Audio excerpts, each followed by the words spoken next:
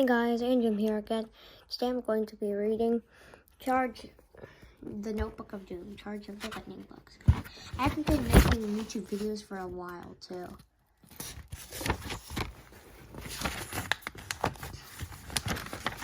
Chapter 1, 20 questions. School hasn't started yet, but Alexander was about to take a quiz.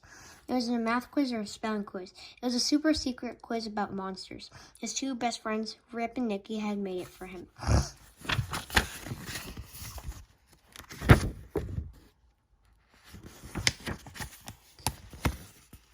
Alexander grabbed his pencil and got to work. Super secret monster quiz. Name, Alexander Buck. Nickname, Salamander.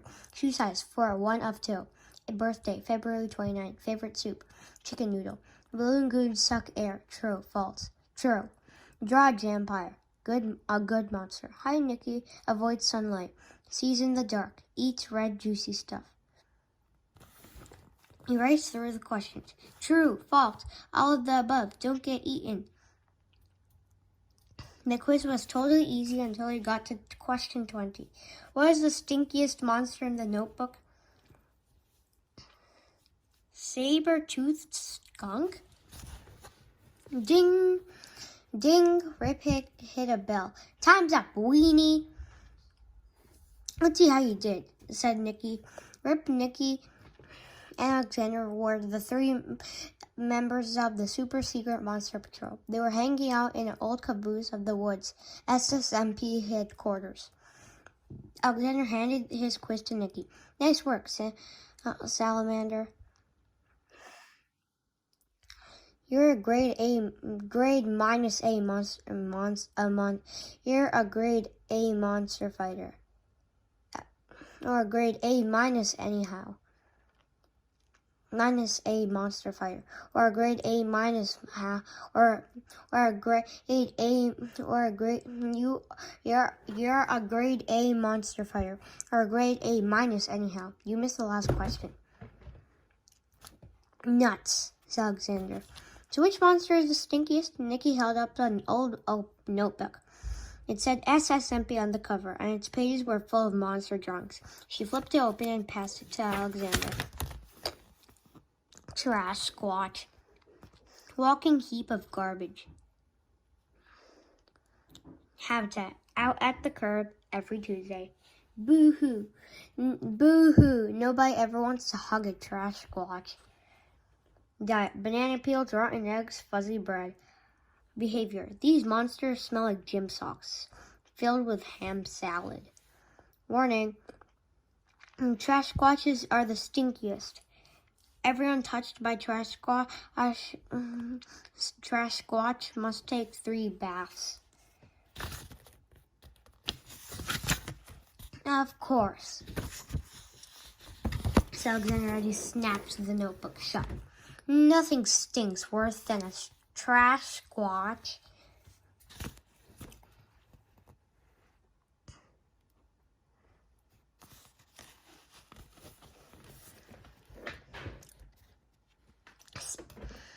Except for the end of summer vacation, said Rip. I can't believe we're going back to school tomorrow. Speak for yourself. I can't wait for school to start. We'll be in a brand new building with a brand new teacher. I guess so, said Rip. And I'll be able to show off my awesome new shoes. They light up when I walk. Hey, kiddo! She sang a far-off voice. Dinner time! That's my dad, said Alexander, tossing the notebook in his backpack. Gotta go. See ya tomorrow. Chapter 2, an alarming gift. Alexander followed the smell of the sizzling steak to his backyard. His dad was standing near the grill. Hi, Al, he said waving a spatula. Welcome to our last cookout of the summer. Alexander took a seat at the picnic table. They ate steak and cheese sandwiches as the sun went down. And now, says Dad, there's a little back-to-school surprise. Gave Alexander a gift. Thanks, Dad, said Alexander. He ripped off the wrapping paper. An alarm clock, said Alexander. Just what I needed. now, said his dad, smiling. You're always running late, so I thought. His dad paused. What's that? Over by the woods? Tiny green spark flashed at the end of the yard. A moment later, more sparks began zigzagging through the air. Well, rinse my molars, Alexander said. Lightning bugs. It's awfully late in the year for them. He got up and headed towards the house. I'll be right back, Al. Alexander watched the glowing bugs drift across his backyard. They were now hundreds of them. He felt like an astronaut in a galaxy of tiny green stars. Alexander's dad came back out carrying an empty jar. Let's catch some lightning bugs, he said. Alexander looked at the jar. Will they be okay in there? Sure, he asked. Says Dad. I poked holes in the lid. They'll be fine. Alexander and his dad had ran around the yard, snatching lightning bugs. Before long, the jar was glowing like a lantern. Perfect, said Alexander's dad. Now off to bed. I'll come tuck you in after I clean up. Alexander carried the glowing jar into his bedroom. He put on his pajamas, brushed his teeth, and plopped into bed. A minute later, Alexander's dad came in carrying the new alarm clock. You left this outside, he said. He put the clock on the nightstand and pressed a few buttons. There. Your alarm is set for 6:30 a.m. That should give us plenty of time for a nice, fresh start. Alexander's dad turned off the light and closed the door. The bugs glowed green, but a little dimmer than before. Alexander tapped on the jar. Poor little guys, he said. He got off bed and opened his window. Then he unscrewed the lid on the jar. You're free, he whispered. Now shoo! Lightning bugs flew out of the jar, but they didn't leave his room. One landed on his alarm clock, glowing extra bright. Good night, bugs, said Alexander, climbing back into his bed. He watched as the twinkling bugs swirled onto his ceiling until he fell asleep. Chapter 3, 0 o'clock. The next morning, Alexander woke up groggy.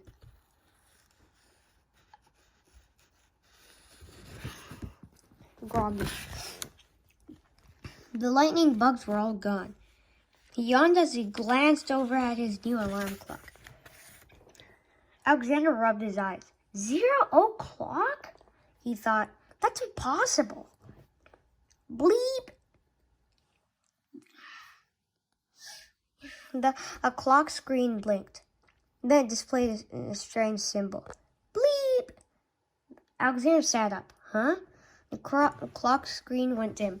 Alexander hit a few buttons, but the clock stayed dark. Great, he thought.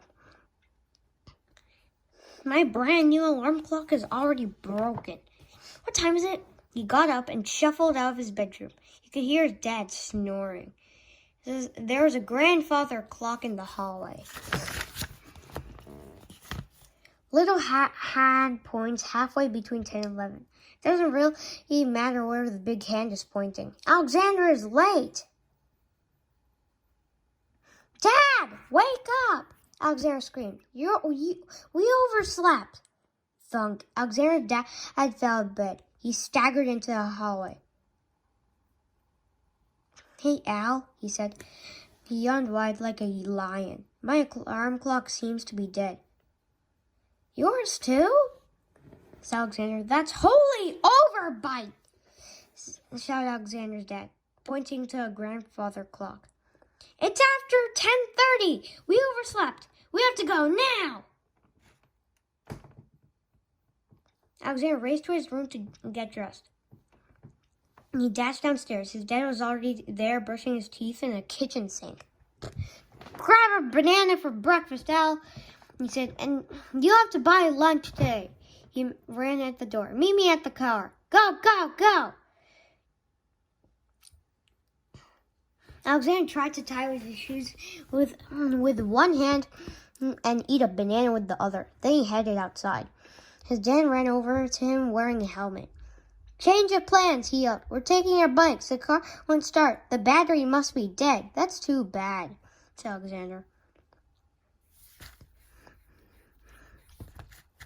They jumped on their bikes and pedaled down the driveway. "Good luck, kiddo," said Alexander's dad.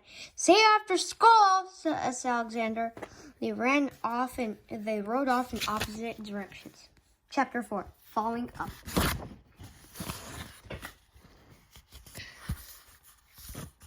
Falling Up. Alexander coasted to a stop at the shiny new bike rack near shiny new school. "Windmill. Uses wind to make electricity." Joe on top. "What's it for?" "Greenhouse for growing plants." "Solar panels. Uses sunlight to make electricity." Top part, metal and glasses like a skyscraper. Bottom part, made of stone like a castle.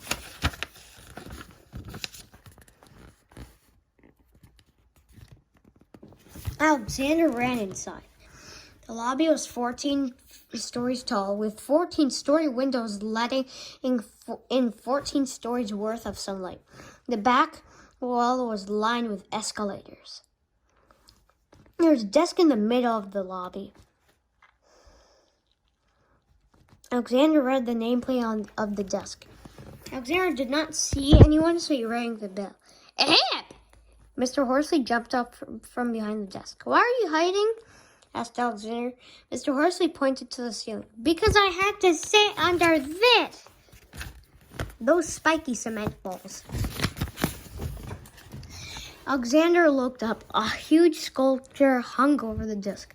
Some sort of mobile hanging over a crib, except instead of little clouds and rainbows, this mobile was a bunch of spiky cement balls. Alexander frowned. "That sculpture is more ugly than scary," he said. Mr. Horsley gulped loudly. This was hard to believe that he was once a member of the SSMP. "So anyway," said Alexander, "can you tell me where my classroom is?" Mr. Horsley checked the time. His eyebrows shot up. "Oh my, you're so late. It's almost lunchtime." He grabbed his clipboard. Let's see. 6th graders are on the ground floor, kindergartners are on the 11th floor, and the 13th floor is off limits. Of course, here you are, 9th floor, Dr. Tallow's class. Click. The desk lamp suddenly switched off. Mr. Horsley gave Alexander a worried look. He turned the lamp back on. "Okay, thanks," said Alexander. He ran to the escalator, but stopped at the bottom. The metal steps were whirring up fast. Too fast. He counted to 3 and jumped on. Zoop! The escalator whisked Alexander to the 2nd floor. He felt like a character in a video game. He hopped on the next escalator. It was moving even faster. He heard the wind whoosh by his ears until, flump, he was thrown off on the 3rd floor. Alexander sat up blinking. Whoa, he thought. I don't remember escalators being so speedy. He still had 6 more floors to go. Chapter 5. Shocking late. Alexander had almost gotten the hang of the super fast escalators by the time he made the 9th floor. He scooted down the carpeted hallway to a big yellow door. Alexander pulled the door handle. A jolt of electricity shocked his hands. Ah! He yelled at the door as the door swung open. Everyone in the room looked up from their school books. Rip and Nicky waved from the back room. Actually, Nicky waved. Rip crossed his eyes and stuck out his tongue. Zap! Tugging his backpack straps. The door zapped me. Alexander's new teacher is writing on the board. She capped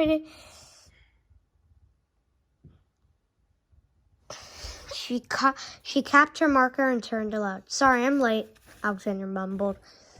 Dr. Tallow grinned so wide it stretched out her face. No worries, sweetie, she said.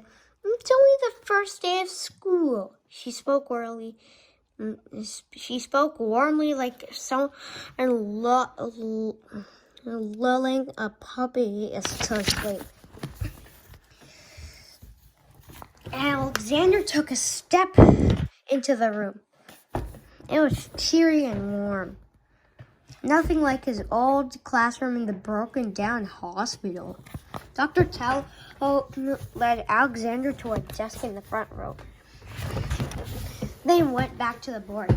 Tomorrow, she said, we'll see a star show in our planetarium.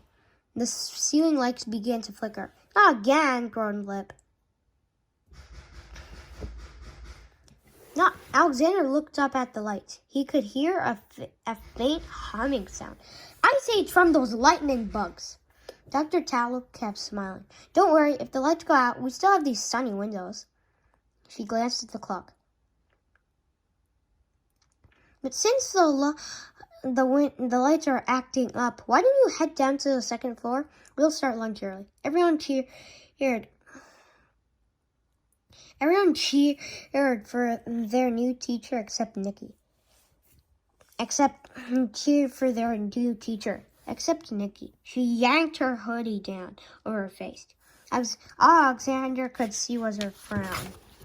Chapter 6. Downtown March. Salamander, you're the most late to school kid in history. Syrup on their way to lunch. I overslept. I'm just glad Dr. Tallow wasn't mad. She seems great. Yeah, I guess, said Nikki. Come on, slowpokes, said Rip. They rushed towards the escalators. Last one to the cafeteria is a trash squatch, said Rip. Huh? Rip stopped in his tracks. Now, the escalators were no longer running at super speed. In fact, they weren't running at all. Uh-oh, said Nikki. In fact, we're walking down to lunch. Clomp, clomp. They joined the rest of the classmates in the long march down to lunch. Rip's new shoes lit up with each step. They passed a tired-looking teacher huffing and puffing up the opposite escalator. He was carrying a big bunch of pens. Hi, Mr. Plunkett, Miss Alexander. What's with all the pens? Oh, hi, students. He said, our electric pencil sharpeners are on the fritz. My class needs something to write with. Mr. Plunkett trudged up to the next floor. That's strange, thought Alexander. I saw Horsley's